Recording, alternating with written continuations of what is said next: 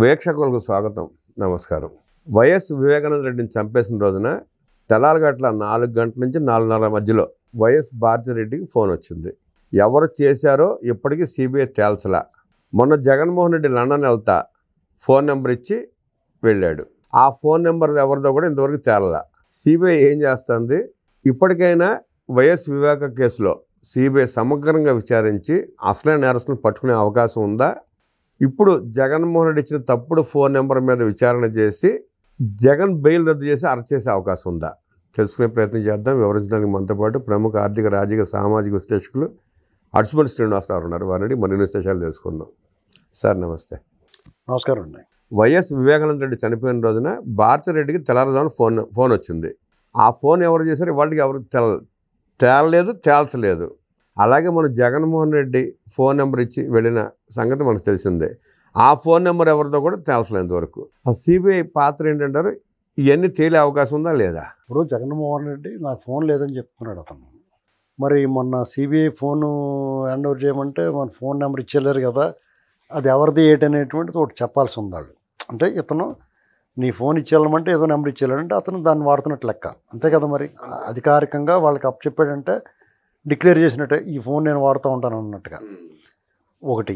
రెండు, ఇంతకుముందు అతను సన్నిహితంగా ఉండేవాళ్ళు ఫోన్ నెంబర్లన్నీ కూడా హ్యాండ్ ఓవర్ చేసుకోవాలి. ఇతని గురించి అయినా దర్యాప్తు చేయాలంటే సజ్జల రామకృష్ణారెడ్డి, భారతిరెడ్డి గారు, వాళ్ళ మిసెస్, ఇవన్నీ మరి ఆవిడకి ఫోన్ వచ్చింది అంటున్నారు.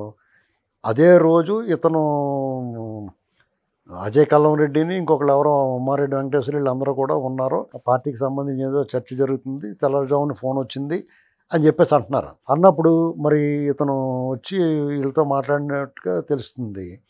దీన్ని బట్టి భారతిరెడ్డి గారు ఆ ఫోన్ ఎక్కడి నుంచి వచ్చింది, ఎవరు ఏంటంటే సిబిఐకి తెలిసే ఉంటుంది, విచారణ చేసి ఉంటారు, వాళ్ళు చెప్పరంతే. ఇప్పుడు ఇక్కడ సిబిఐ దర్యాప్తు నిష్పక్షపాతంగా లేదు. దర్యాప్తు చేసినా కానీ దాన్ని వెల్లడించటంలో పక్షపాతం వహిస్తున్నారు. అక్కడ బయటపడిన నిజాలని దాస్తున్నారు. దర్యాప్తు బాగానే చేశారు, నిజాలను వెలికి తీశారు. దాన్ని ప్రపంచం ముందు, ప్రజల ముందు, కోర్టు ముందు పెట్టడానికి ఆలోచిస్తున్నారు. కోర్టు కూడా కొంతవరకు అప్పచెప్పినా కానీ వాళ్ళు సీల్డ్ కవర్లు అప్పచెప్పి కోర్టు రోజు చెప్పదు కదా బయటికి. కొంతవరకు ఆ ఛార్జ్ షీట్లో వాళ్ళు వేసిన దాని ప్రకారం బయటకు వచ్చిన చాలా వరకు తెలిసింది. తర్వాత నుంచి మందగించింది. ఏంటండి ఇలాంటి సందేహాలు, ధర్మ సందేహాలన్నీ ప్రజల్లో ఉండిపోయి జగన్మోహన్ రెడ్డి పాత్రనే వాళ్ళు ఉద్దేశపూర్వకంగా ముసుకేసి కప్పుతున్నారు. అంటే ఇప్పుడు అవినాష్ రెడ్డి వరకు ఎస్టాబ్లిష్ చేశారు. ఆ పైన సూత్రధారులు ఎవరనేటువంటిది జగన్మోహన్ రెడ్డి గారు, భారతిరెడ్డి గారు ఇద్దరు ఉన్నారా, లేకపోతే ఓన్లీ జగన్మోహన్ రెడ్డి గారే ఉన్నాడా అనేటువంటి దాన్ని క్లారిటీ లేకుండా చేశారు. అంటే అవినాష్ రెడ్డి గారితో ఆగుద్ది అనుకుంటున్నాను కేసు అనేది. అవినాష్ రెడ్డితో ఆగొచ్చు, సునీతా రెడ్డి గారు కూడా సంతృప్తి పడద్దు అని అవినాష్ రెడ్డితో ఆగితే. మరి అవినాష్ రెడ్డి ఎందుకు చేయాల్సి వచ్చింది? అతనికి ఏంటి అవసరం? అంతే కదండి. మరి అవినాష్ రెడ్డి చేత జగన్మోహన్ రెడ్డి ఎందుకు ఊరుకున్నాడో? అతను చెప్పకుండా అతను చేస్తాడా? ఒకవేళ జగన్మోహన్ రెడ్డి చెప్పకుండా అతను చేస్తాడు, చిన్నాన్ని చంపేసినందుకు ఎందుకు ఊరుకున్నాడో? ఏంటి వాళ్ళిద్దరి మధ్య అంత అనుబంధం? ఆ కుటుంబానికి మధ్య అంత బాండింగ్ ఏముంది? ఎవరి వలన వచ్చింది ఆ బాండింగ్? ఇవన్నీ వెలుగులోకి వస్తాయి.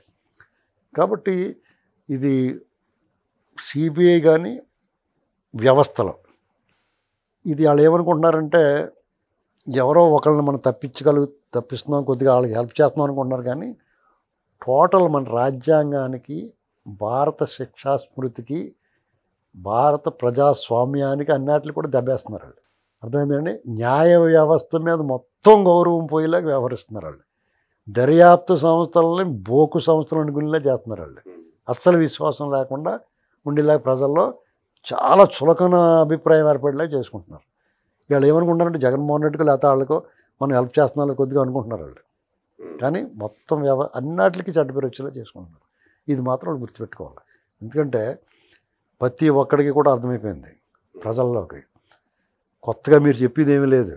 మీరు చెప్పేది ఏంటంటే శంకులో పోతే తీర్థం అన్నట్టుగా మీరు దర్యాప్తు పూర్తి చేసి తీర్పులు వస్తే అవునులే అనుకుంటారు, మాకు తెలిసిందే కదా అనుకుంటారు. పెద్ద ఆశ్చర్యపోరు.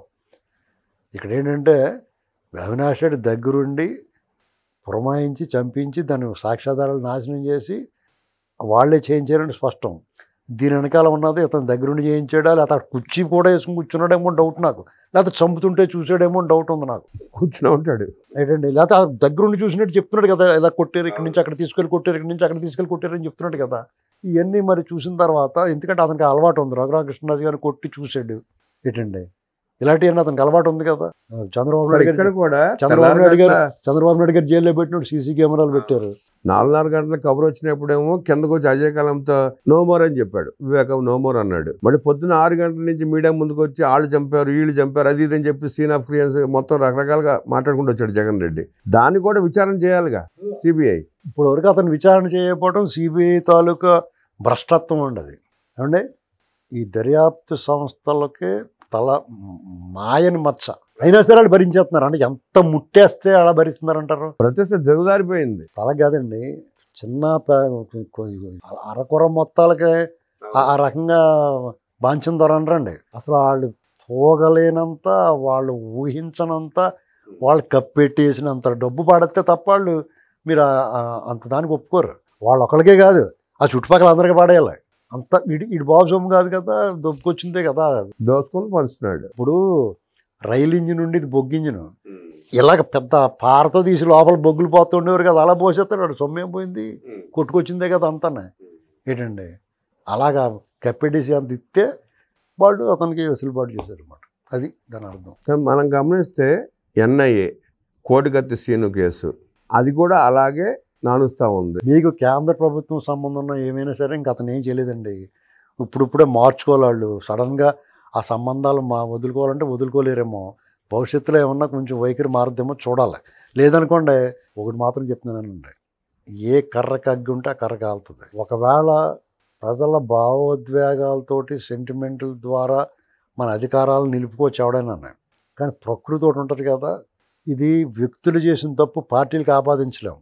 Men may come and men may go but brooks goes on for ever అంటారు. రాజకీయ పార్టీలు అలాగే ఉంటాయి, వాళ్ళ విజయాలు వాళ్ళ ప్రభుత్వాలు అలాగే ఉంటాయి. కానీ ఈ పాపం చేసిన వ్యక్తులు ఉంటారు చూసి వాళ్ళు పోతారు, వాళ్ళు అంతర్ధానం అయిపోతారు అంతే. ఇది నీ శాపం కాదు, ఇది ఈ చరిత్ర చెప్పిన సత్యం ఇది. కాబట్టి వాళ్ళు కూడా చాలా జాగ్రత్తగా ఉండాలి. అంత పాపం చేసి అమ్మాయికి అన్యాయం జరిగిపోయింది, అతను అన్యాయంగా చంపేస్తారు, మీ చేతిలో ఉన్నది అది.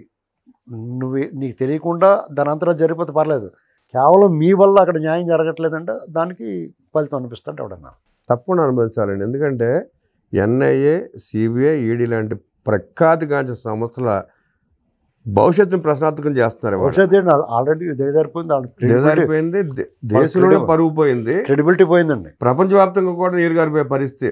ఆ సంస్థల పేర్లు చెప్తే అసహించుకునే పరిస్థితికి వచ్చారు. వ్యవస్థలో కొంతమంది నాయకులు వదిలిపెట్టినా ప్రకృతి ఎవరిని వదిలిపెట్టదో, తన పని తాను చేస్తూ అక్రమాలని, అన్యాయాలని, దుర్మార్గాలని, దారుణాలు చేసిన వాడిని ప్రకృతిలో మమేకం చేసుకుంటున్నట్టు విశ్లేషించిన అర్స్మిల్ గారికి ధన్యవాదాలు తెలియజేస్తూ నమస్కారం.